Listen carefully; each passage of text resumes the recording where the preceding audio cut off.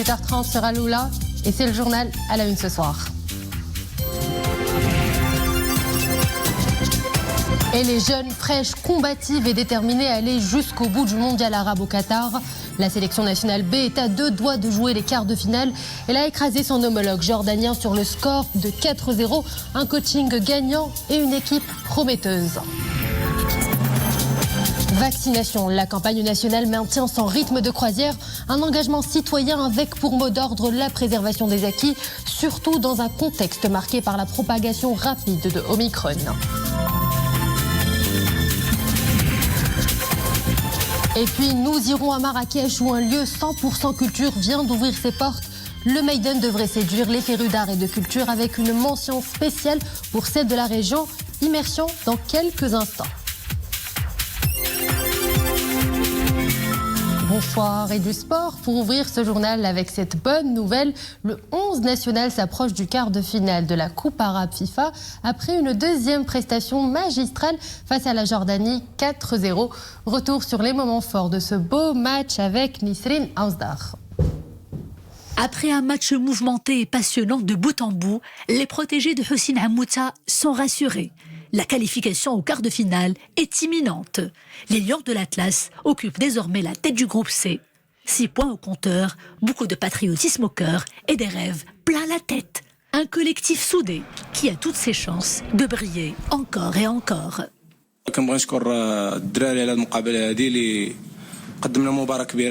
Je tiens d'abord à féliciter toute l'équipe et le staff technique. On était fortement déterminés à être les meilleurs en termes d'efficacité sur le terrain. On voulait marquer dès les premiers instants du jeu. Et notre détermination s'est traduite par de réelles actions sur le terrain. J'espère qu'on continuera dans la même lancée et qu'on ira loin dans cette compétition. À ce stade, franchement, nous ne pensons pas au trophée. Nous restons plutôt concentrés sur notre prochain match.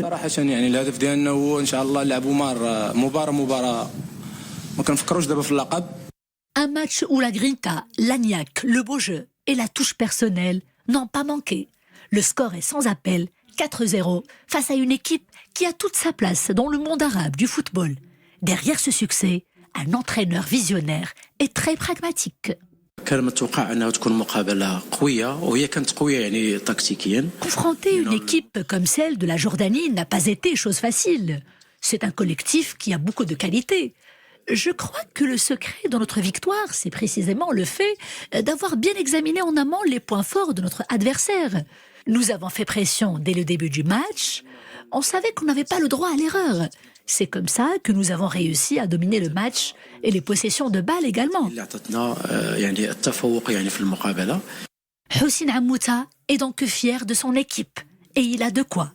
Il motive ses hommes, mais il recommande de garder les pieds sur terre, car tout n'est pas gagné.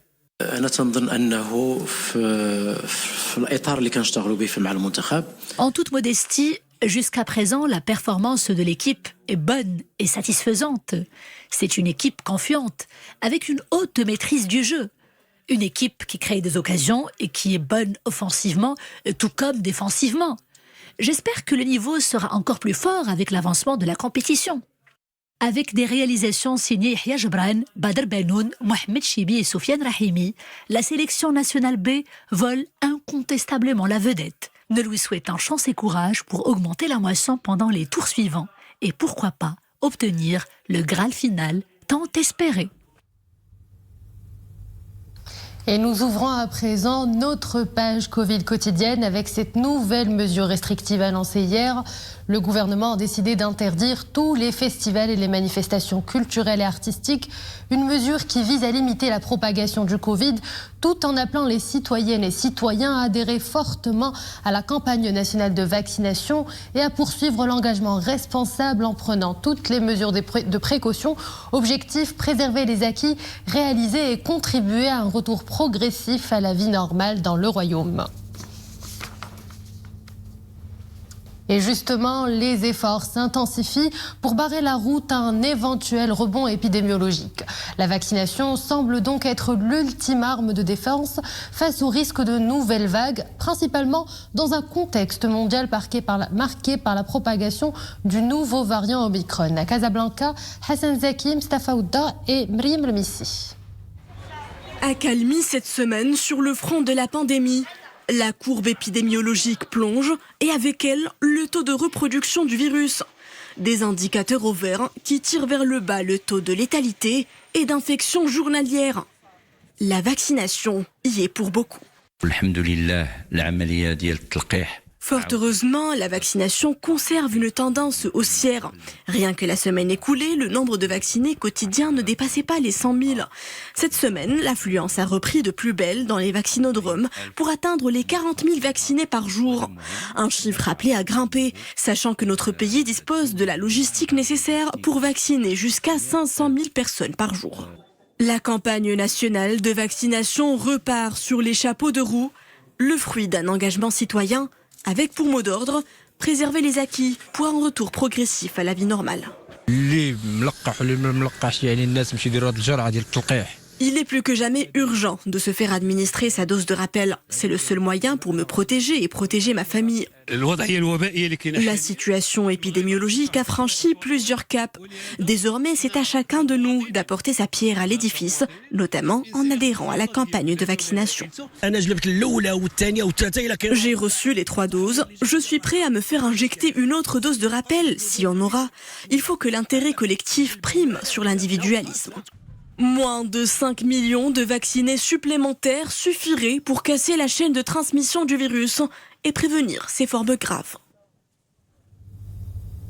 Place aux chiffres quotidiens de cette grande opération. Aujourd'hui, plus de 24 431 000 personnes ont reçu la première dose, plus de 22 705 000 ont reçu 2 doses et 1 758 000 personnes ont reçu les 3 doses. Ces dernières 24 heures, un total de 127 nouveaux cas d'infection au Covid ont été enregistrés et nous déplorons 3 décès. Les cas sévères ou critiques ont atteint 101 dans 5 placés sous intubation. Et puis dans le monde, la souche Omicron ne cesse de gagner du terrain. Ce matin, un premier cas a été signalé en Tunisie chez un voyageur congolais arrivant d'Istanbul. Cela porte le nombre de pays ayant déjà signalé un cas de la nouvelle souche à 5 en Afrique.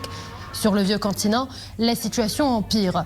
En France, une dizaine de cas ont été enregistrés, une centaine de cas d'Omicron sont désormais signalés. En Europe, une situation en rouge qui pousse de nombreux pays à décider des tours de vis drastiques. C'est le cas de l'Allemagne qui impose de lourdes restrictions, notamment aux non-vaccinés.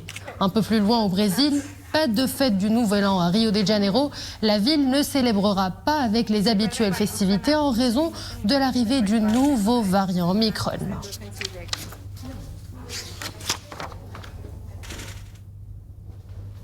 Et retour chez nous désormais avec ce coup de filet mettant en échec une tentative internationale de trafic de drogue à Casablanca. Cela s'est passé hier soir. Les éléments du Bureau national de lutte contre les drogues de la Brigade nationale de la police judiciaire ont pu saisir près de 9 tonnes de Shira. Cette grande quantité était dissimulée dans des grands blocs de marbre d'environ 10 tonnes chacun.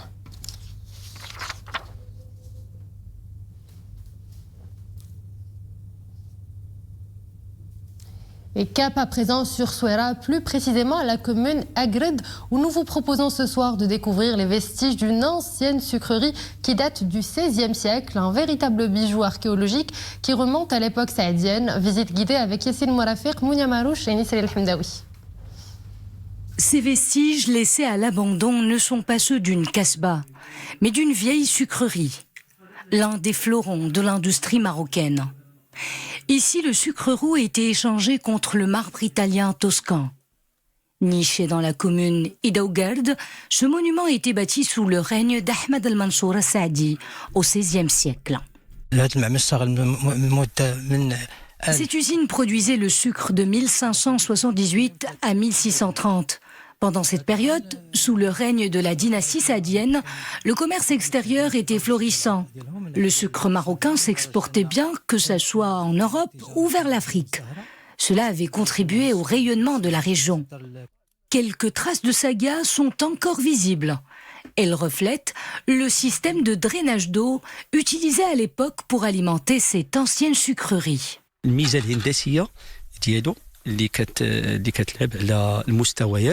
Cette saga, construite en plusieurs niveaux, fait ramener l'eau des sources avoisinantes, parfois trop lointaines. Cette infrastructure hydraulique a été mise au point par des ingénieurs et techniciens venus d'Andalousie. Les Saadiens avaient fait appel à leur ingéniosité et savoir-faire pour faire tourner à plein régime cette usine. La sucrerie était alimentée par la rivière Oued Ksoub, grâce à un aqueduc aérien qui faisait à l'époque 13 km. Malheureusement, ce site chargé d'histoire est aujourd'hui menacé de disparition. Ultime arrêt de cette édition, Marrakech, où nous vous présenterons un nouvel écrin culturel au cœur de la ville ocre. Maiden, un centre où le visiteur s'offre une immersion originelle et va à la rencontre de celles et ceux qui font Marrakech, ses objets anciens ou récents. Mohamed Hassan Mskour et Mariam Lemissi. Un parcours immersif 2.0. Ces effets visuels et sonores invitent à la flânerie. Un voyage inédit au cœur de la cité ocre, ses ruelles calmes et ses monuments majestueux.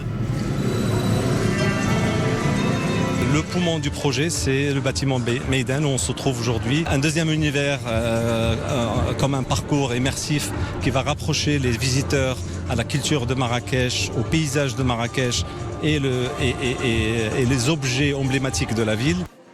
Maiden ouvre ses portes au public. Ce haut lieu de culture met en vitrine Marrakech et toute la région du Haut-Atlas.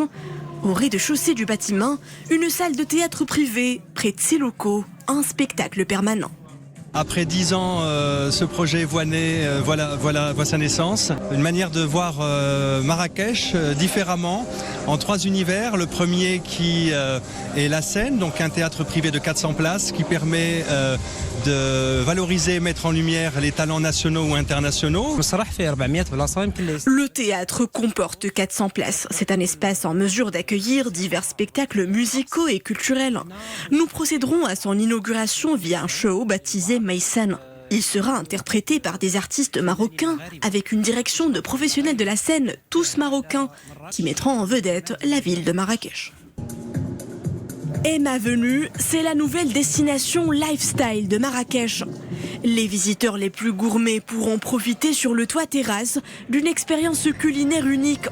De quoi redécouvrir les recettes oubliées des villages du Haut-Atlas. Et voilà, c'était la fin de cette édition. Merci à vous de l'avoir suivi. Excellente soirée sur Aloula. À demain.